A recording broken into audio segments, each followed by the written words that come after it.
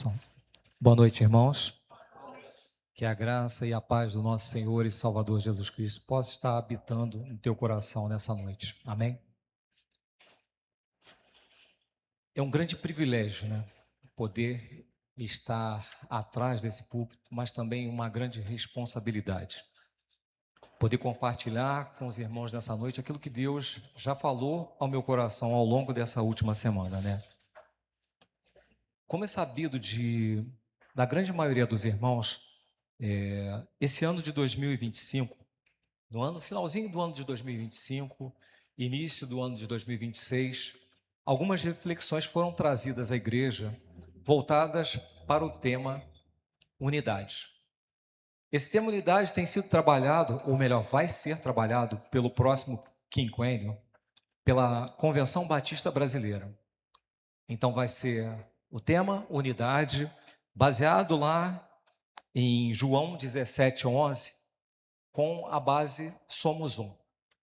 O intuito desse tema, desse trabalho que a Convenção Batista Brasileira quer fazer, é um trabalho de aproximação com as igrejas, com os irmãos, aproximando a convenção com o propósito de que venha crescer, que venha estreitar laços, de modo que o trabalho que vai ser desenvolvido através do direcionamento que Deus dará, servirá para poder alcançar muitas e muitas almas.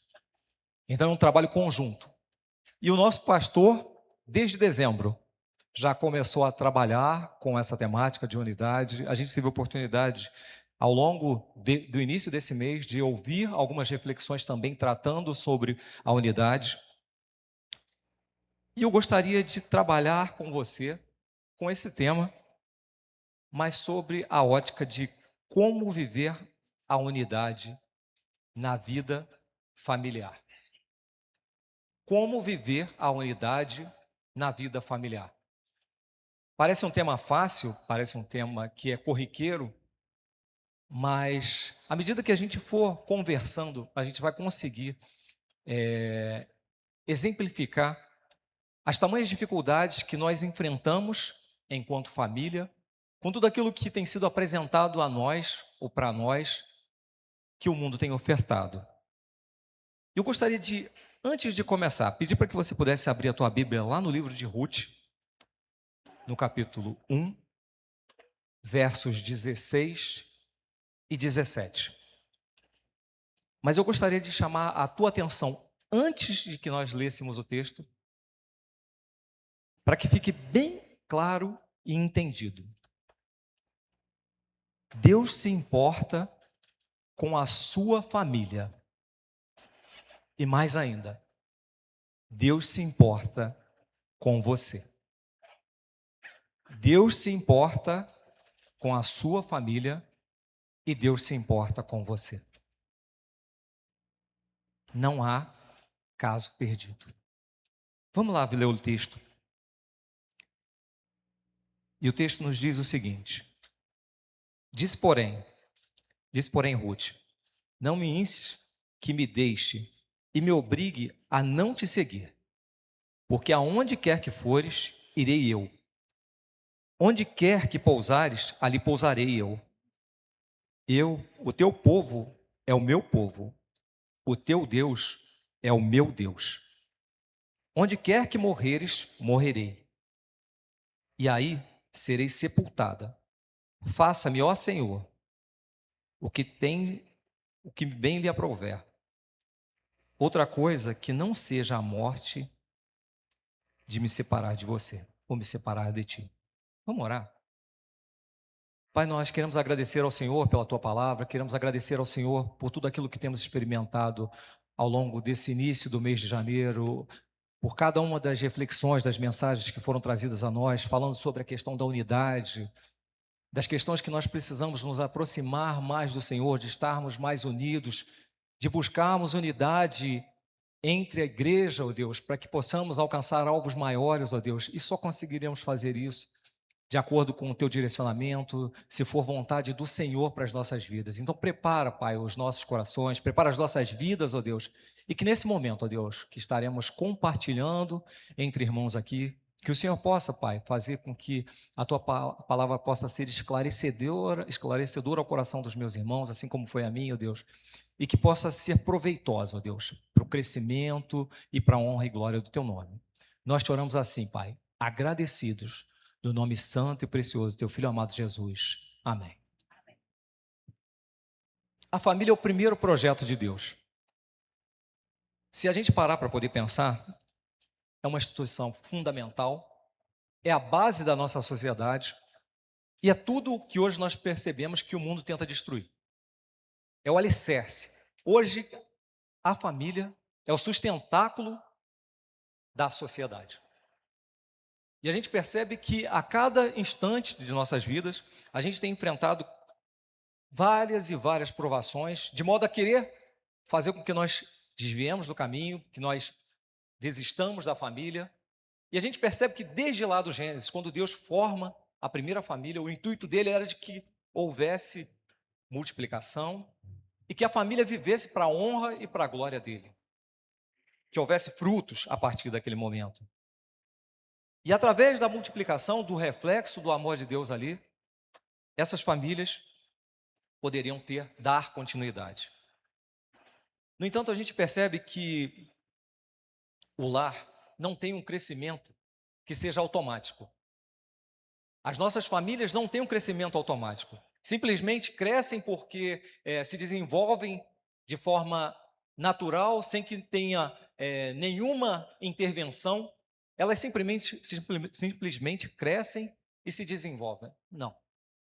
Se não tivermos atuação divina, se não houver diálogo, se não houver proximidade, se não houver unidade, as nossas famílias vão ao caos.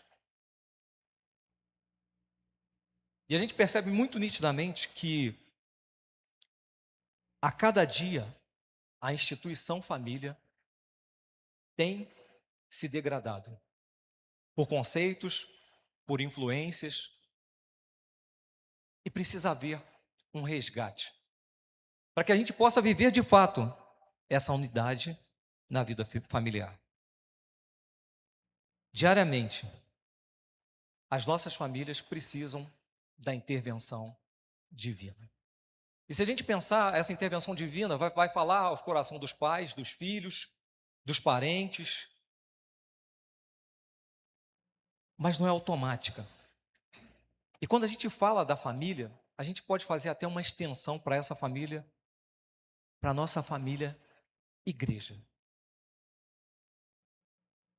Quando Deus fala, lá em Romanos 8,15, que nós somos filhos por adoção, e nós pertencemos a essa família, como comumente o Henrique costuma falar, que a família Cib, nós pertencemos à família Cib, nós também temos responsabilidades, enquanto família Cib, de zelarmos uns pelos outros.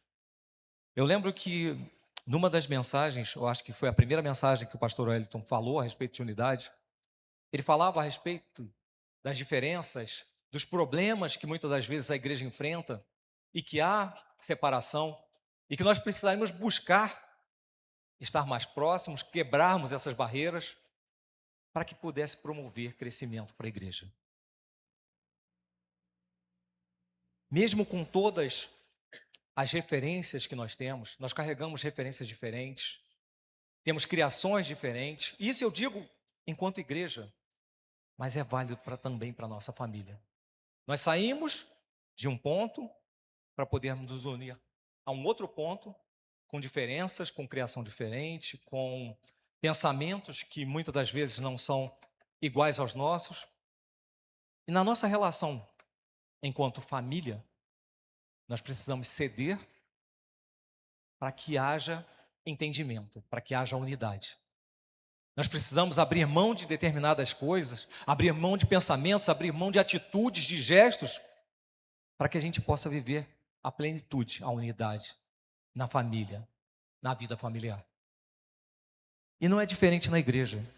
A gente precisa abrir mão, muitas das vezes, do nosso orgulho, daquelas coisas que nos levam para distante, para mais distante da convivência com o nosso irmão, para que a gente possa viver essa unidade de fato. Dentro da família, no ato da criação, com os filhos, no relacionamento do casal e no relacionamento da igreja, nós buscamos sempre o melhor, desejando que os nossos filhos, os nossos parentes, os nossos irmãos possam crescer, se tornar cidadãos honrados e cristãos fiéis, que testemunhem da palavra de Deus, que testemunhem esse evangelho que promove transformação. Mas a gente tem algumas limitações. E nós vivemos um tempo em que a família é bombardeada, claramente provada a todos os instantes. A gente acaba experimentando divisões, rupturas emocionais, crises conjugais, afastamento espiritual e pressões externas que ameaçam a nossa comunhão no lar. E nesse contexto todo, do que a gente vive enquanto família, do que o mundo tenta intervir em meio à nossa família, que é a base da sociedade, eu comecei a reler o livro de Ruth e tirei lições que são preciosas para a nossa vida. Preciosa para os nossos lares, que não são lares perfeitos, mas são lares intencionais. A gente cada dia vive na intenção de ser melhor, de buscar o melhor. A gente tem a intenção diária de estar mais próximo, cada instante das nossas vidas, com o nosso Pai. São lares que não são perfeitos, mas são intencionais. São tementes a Deus e marcados pelo amor prático nas nossas decisões. E é interessante porque, lendo o livro de Ruth, eu pude perceber que tudo isso foi o que ela experimentou. E é o que foi deixado para cada um de nós para vivermos na nossa vida diária. É um livro curto, mas extremamente poderoso naquilo que ele revela. Uma história de conversão, coragem, determinação, lealdade e fidelidade. É interessante que eu lembro a todo instante, estava lembrando do Ramon agora, falando na pregação de domingo, que ele não se arriscava a usar os termos do hebraico e do grego que o pastor Wellington usa, mas na pesquisa, eu comecei a me deparar com o livro de Ruth e vi alguns significados que foram bastante interessantes. E o livro de Ruth é um livro que é chamado no hebraico de Reset, ou Reset, que fala a respeito de amor, lealdade, bondade amorosa, misericórdia, comunhão, graça, fidelidade. E o que pensar de uma mulher que era moabita? E aí, quando a gente pensa em moabita, a gente lembra de Moabe, fruto de um incesto entre Ló e a filha mais velha. E a gente começa a perceber que existia um propósito maior para toda aquela ação, quando ela, mesmo vivendo fora da sua cidade, ela morre o seu sogro, morre o seu esposo, e ela tendo todas as possibilidades, ela tinha todo o direito de abandonar a sua sogra, mas ela prefere permanecer. Ela prefere se doar, cuidar. E aí fica implícito para nós a unidade na vida familiar. Existia um propósito de Deus, mas existia nela uma preocupação muito maior com aquela pessoa que era da sua parentela. E eu gostaria, com base nisso, que a gente pudesse estar falando sobre 3 conselhos práticos que a gente tem e recebe através do livro e do exemplo precioso e grandioso de fé de Ruth. O primeiro deles, a unidade começa com a decisão de permanecer. O verbo expressa uma ideia de continuidade, de persistência, permanecer. Continuidade, persistência. E o texto, no verso 16, fala: onde quer que fores, irei eu, e onde quer que pousares à noite, ali pousarei eu. Existia uma perda, existia nela a possibilidade de deixar a sua sogra e retornar para a sua família.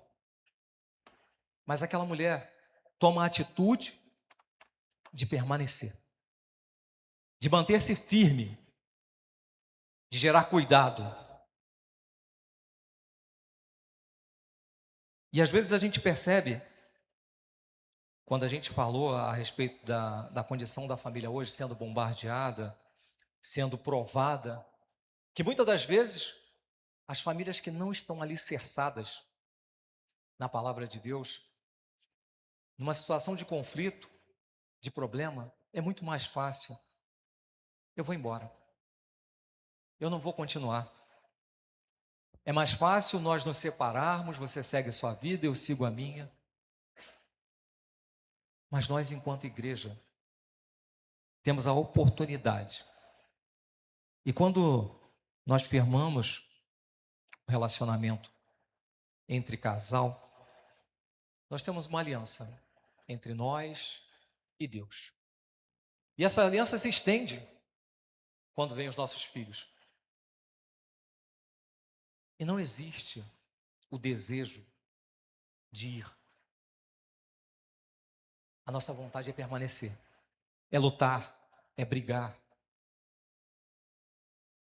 Para que flua, para que exista unidade, para que a gente possa crescer junto, para que a gente venha enfrentar os problemas, as dificuldades juntos e chegarmos aonde Deus quer. A decisão que ela tomou não foi uma decisão apenas emocional, mas espiritual e relacional. Os momentos mais difíceis das nossas vidas, dos nossos relacionamentos, eles fortalecem os nossos laços.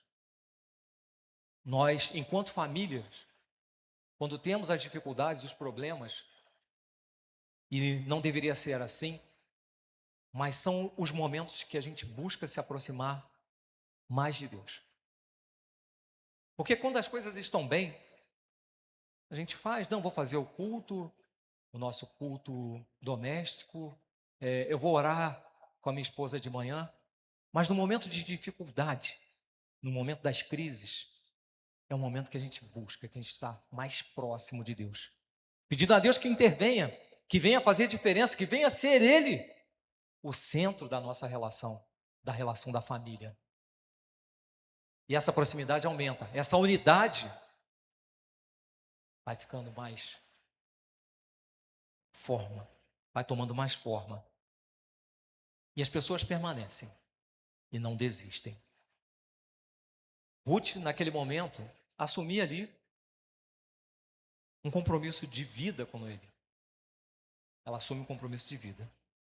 Demonstra um amor que permanece mesmo quando não há garantia de nada. Porque se pararmos para perceber, Orfa vai embora. E ela fica sozinha com Noemi. E não tem renda alguma para que possa manter ou se manter. E ela vai em busca de algo para poder dar garantias para ela e para a sogra. Percebemos que unidade familiar exige decisão, não apenas o sentimento. É uma aliança, não um contrato. Porque muitos, hoje, sociedade afora, falam de que o casamento é um contrato. Não deixa de ser um contrato juridicamente, mas é uma aliança. E essa aliança é firmada entre você, seu cônjuge e Deus. E a aliança que se estende aos seus filhos. A gente percebe que as crises não são um sinal de fracasso. mas são oportunidades de crescimento. Gera aproximação de Deus, gera aproximação da família, gera crescimento e gera unidade. Famílias unidas são constituídas por pessoas que escolhem permanecer, mesmo quando seria mais fácil desistir.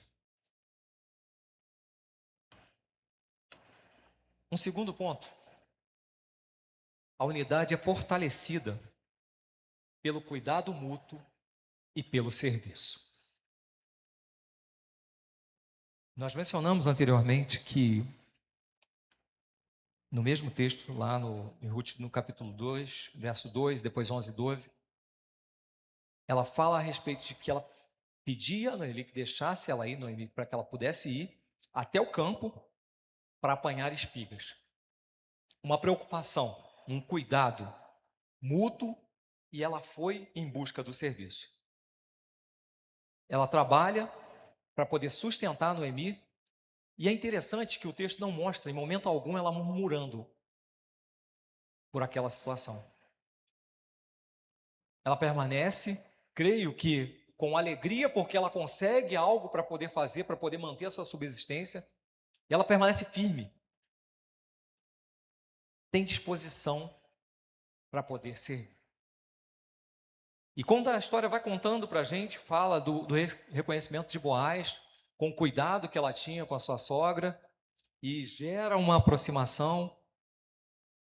Mas uma coisa que fica muito caracterizado para nós aqui não é essa aproximação e o entendimento de Boaz, mas o reconhecimento da sociedade da época a respeito do caráter de Ruth. É interessante que a gente vê no texto que aquelas mulheres que tinham contato reconhecem o caráter dela. E a gente percebe que a unidade familiar cresce quando há serviço prático. Não existe egoísmo, as famílias se fortalecem quando cada membro se preocupa com o bem-estar do outro. Os pequenos gestos que às vezes a gente não percebe, que é o cuidado com a organização, ou uma toalha que foi posta, uma roupa que foi passada, uma coisa que foi feita sem a solicitação, a gente acha que não, é tão simples. Mas é um cuidado que gera aproximação, que melhora a unidade familiar, a unidade da vida familiar. É um cuidado de levar um chocolate. Trouxe um chocolate para você. Ou uma conversa que nós temos às vezes com o nosso filho, que pode parecer algo tão simples, mas que vai estar fazendo uma diferença enorme na formação da vida e do caráter dele. Que mais tarde, pode ser que nós não nos lembremos mais, mas ele vai lembrar e vai carregar aquilo para a vida, como experiência para ele. Porque teve um momento, muitas vezes um momento de oração com o filho, com o marido, e que vai ficar marcado. Então esse cuidado mútuo, e esses pequenos detalhes, que às vezes passam desapercebidos, a gente precisa ficar mais atento. E fazer mais, não por obrigação, mas porque é saudável. E vai gerar crescimento para a nossa família. Isso vai gerar os pequenos gestos diários, fortalecem, geram vínculos. E onde há amor, há unidade em construção. Se existe amor, a unidade entre a vida familiar, entre a vida da igreja, vai gerar uma construção maior. Vai gerar frutos maiores. Vai fazer diferença na vida de outras pessoas.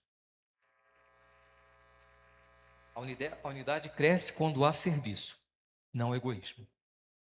Pequenos gestos diários constroem grandes vínculos. Onde há amor em ação, há unidade em construção. Um terceiro e último ponto. Na unidade, Deus transforma histórias quando Ele está no centro. Uma história que tinha tudo para dar errado. Porque se pensarmos na condição de Ruth, descendente de Moabe, e Moabe é uma região que está a leste do Mar Vermelho, onde hoje é a Jordânia. E na época, o Deus dos Moabitas era um Deus que estava voltado tanto para o crescimento ou para as plantações. Eles tinham um grande interesse nos deuses para que pudesse abençoar as plantações e o desenvolvimento individual deles, para ganhos, para grandes fortunas. Então, assim, não existia nela. Mas a partir do momento que ela se junta a Noemi, e fala que ela estaria com ela, e que o Deus dela seria o Deus também de Ruth, ela toma ali a decisão de caminhar ao lado de Deus. E essa transformação é enorme, porque muda e muda tudo. De uma família quebrada, surge uma linhagem restaurada. E essa linhagem vai até, ou vem até Jesus. Ruth e Boaz se casam, formam um lar, e dessa genealogia vem Davi e mais à frente Jesus. A unidade familiar é resultado da redenção de Deus, atuando na história. Deus marcando a história, transformando a vida. Quando a família se submete à vontade do Senhor, traz consigo propósito e futuro. Existe a possibilidade de sonhar com o futuro. A verdadeira unidade não é apenas emocional, mas espiritual, repito. A unidade nasce do compromisso. Cresce no serviço e na comunhão. Floresce quando Deus é o centro. Se mantém pelo perdão e pela restauração. E se fortalece quando a presença de Deus é buscada diariamente no lar. É buscar através dos cultos, dos pequenos gestos, da relação. Muitas vezes uma conversa não é um culto, mas é enriquecedor, é edificante e promove transformação. A comunhão familiar reflete o próprio caráter de Deus, que é amor em perfeita unidade. Em um mundo fragmentado, famílias cristãs são chamadas a viver o testemunho de sal e luz. Hoje, o que o mundo espera de nós, enquanto igreja, é de que sejamos família. Família, CIB, mas nos nossos lares também reflitam o sal e luz. Que por intermédio das nossas famílias haja temperança, que possam ver nos nossos exemplos, em nossos exemplos, que existe um Deus que é espelhado através das nossas atitudes, através dos nossos gestos. Não sei o que as nossas famílias, ou a família de cada um dos irmãos hoje tem enfrentado. Se tem enfrentado perdas, se a unidade está perfeita, mas assim como Deus fez com Noemi e Ruth, Deus tem poder e quer fazer a transformação da história da sua família. Deus quer que a sua unidade familiar cresça, se desenvolva. Se existe necessidade de perdão, que a gente possa perdoar. Se existe necessidade de demonstrar mais amor, que a gente possa quebrantar ou ter o coração quebrantado para que a gente possa expressar mais amor. Se existe necessidade de doação, que a gente possa se doar mais. Doar mais tempo para os nossos filhos, para as nossas esposas, para os nossos esposos, para que a unidade possa aumentar. Não sei o que você tem experimentado no seu lar. Não sei o que a família de você que nos assiste, você que está nos assistindo, tem enfrentado. Mas uma coisa eu posso falar para você: Deus pode restaurar a sua família. Deus pode restaurar os seus relacionamentos. Deus pode perdoar o maior ou o pecado que te impede de se aproximar dele de forma completa. Deus pode fazer, mas depende de nós, que nós abramos o nosso coração e permitamos que Ele faça, e permitamos que Ele transforme a unidade da nossa vida familiar, para que possa haver fruto, para que possa haver mudança, para que possa haver transformação. Eu gostaria de te convidar agora que você pudesse baixar a tua cabeça nesse momento, que você pudesse estar orando pela tua família. Eu não queria te desafiar a orar pela família do teu vizinho, mas que você pudesse estar orando pela tua família. Que você pudesse estar agradecendo pela família que Deus te deu. Agradecendo por tudo aquilo que vocês têm experimentado. Agradecendo porque Ele é o único que pode fazer com que vivamos a unidade na vida familiar. Só Deus pode permitir. Não adianta querer viver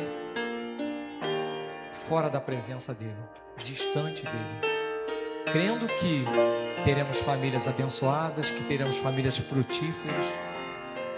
Longe da presença do Senhor, a gente não tem essa possibilidade. Pai, nós queremos agradecer ao Senhor, porque assim como o Senhor fizeste com Noemi e Ruth, Pai, nós pedimos que o Senhor intervenha sobre os nossos lares, ó Deus. Que o Senhor faça com que exista unidade, que nos aproximemos, ó Deus. Que o Senhor nos aproxime dos nossos irmãos na Tua casa, da família Síbio, Deus. Que possamos viver algo extraordinário, diferente, ó Deus. Que a unidade, ó Deus, possa promover avanço aqui, Pai. Que em nossos lares, ó Deus, se houver alguma dissensão, ó Deus, se houver algo que precisa de ser perdoado, ó Deus, que o Senhor possa estar quebrantando nessa hora, ó Deus, e fazer com que haja perda, com que haja transformação, ó Deus, com que haja mudança, Pai. Nós queremos entrar, ó Pai, nesse ano de 2026, ó Deus, sendo transformados, ó Deus. Entrar de forma diferente, Pai. Não igual a anos anteriores, ó Deus, que quando falamos que faremos ou que viveremos de forma, ou dessa forma, ou daquela forma, ou desse modo, ou de outro modo, Pai. Nós queremos viver, ó Deus, tudo aquilo que o Senhor tem preparado para nós, ó Deus. E nós queremos estar prontos para isso, ó Deus. E para estarmos prontos, ó Deus, nós precisamos que o Senhor, ó Deus, tome a direção das nossas vidas, ó Deus, e transforme o nosso coração, transforme a nossa vida, ó Deus, porque o Senhor pode fazer. Muito obrigado, Pai, por essa oportunidade que tivemos hoje aqui, ó Deus. Muito obrigado, ó Deus, por cada família da Tua amada Igreja Síbio de Petrópolis, ó Deus. Que o Senhor, ó Deus, a cada dia mais abençoe, guarde, proteja e dirija. Nós te oramos assim, Pai, agradecidos no nome santo e precioso do Teu Filho amado Jesus. Amém.